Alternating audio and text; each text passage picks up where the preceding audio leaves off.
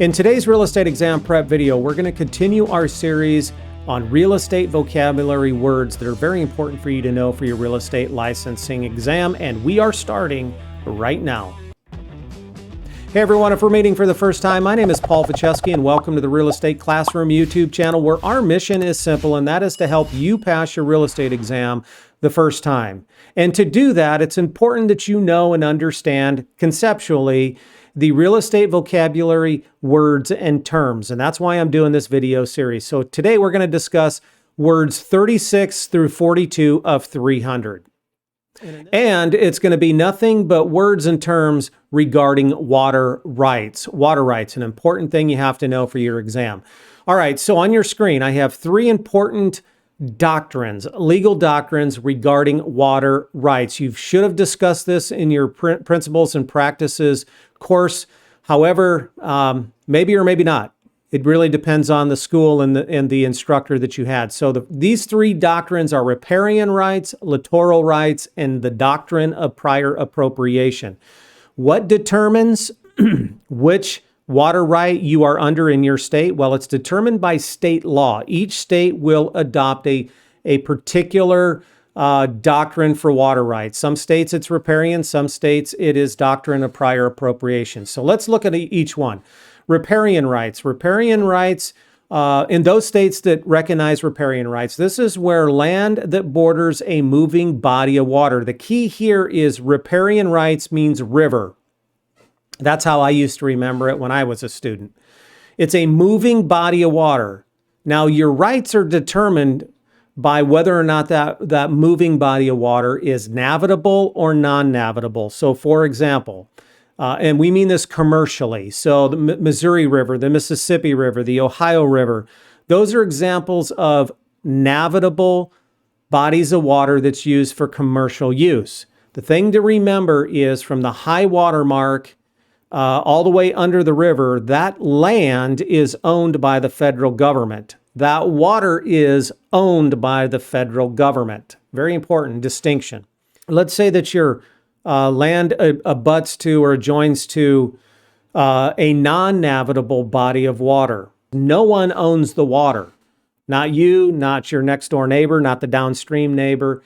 You have a right to enjoy and use the water, but you can't dam the river or stream. You can't divert the water in a different direction where it deprives your downstream neighbor of their use and enjoyment of that water as well. And under riparian rights, if there is a drought or a if there's a water shortage, then there is a hierarchy of water uses. So household use has priority, then agriculture, then commercial, then industrial. The next set of rights I want to talk about is littoral rights, and that has to do with your property bordering a lake or an ocean. Littoral rights, littoral literally means shoreline. So I always remembered it, littoral lake, that's how I remembered it. So this is where your land borders a lake or an ocean. Now, a couple of things to remember: the property line, your property line, should you own that property, is the high water mark. And secondly is the owner has a right to use and enjoy the water that's bordering their property. So if you have oceanfront property, you have a right to use that water or that ocean. The third and final doctrine I want to talk about is the doctrine of prior appropriation. And we typically see this in the western states, and this doctrine is employed in those arid or dry states. Colorado, for example, strictly adheres to the doctrine of prior appropriation.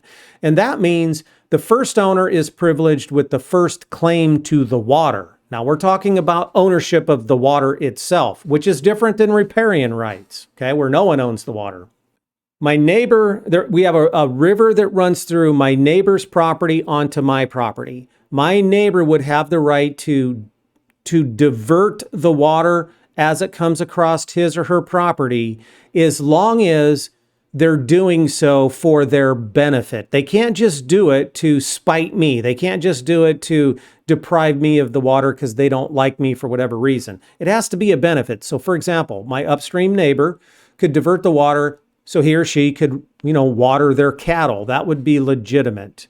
All right, but you can't deprive your downstream neighbor of the water just to do so. Four more terms you have to know regarding water rights, and we're going to cover them quickly. Accretion. That concept is where there's a gain of land due to the slow deposit of soil from a river, stream, or the sea. So the land is growing, or there's land that's gaining because of that slow deposit. Let me give you an example. Think of this. The state of Louisiana is continually getting bigger and bigger because the Mississippi River, when it flows into the Gulf of Mexico, it is depositing all that soil. And so the Mississippi Delta is growing. So therefore, the state of Louisiana is slowly growing. The next concept is avulsion. That's where there's a sudden loss or washing away of land due to a change in river flow or a flood. Now notice it is a washing away of the land. It does not impact the boundary line or the property line. The property line is going to stay the same. We're just talking about the physical soil that's washed away. Reliction is the gradual increase in land due to receding waters exposing the dry land. So maybe there is your property's on a lake, and as there's a drought, and as that water recedes, then it exposes dry land. And then erosion is the final one. Erosion is the gradual loss or wearing away of land due to natural causes such as rain, wind, etc. Now, the thing to remember is with this, and with reliction and with avulsion, your property line doesn't change. Only the composition of the land. The land is either gained or lost. If you're going to continue studying vocabulary words, check out this video right here. If you have not subscribed to the channel, click the little circle to my left. Comments, questions down below. Love comments, questions. I'll see you all in the next video.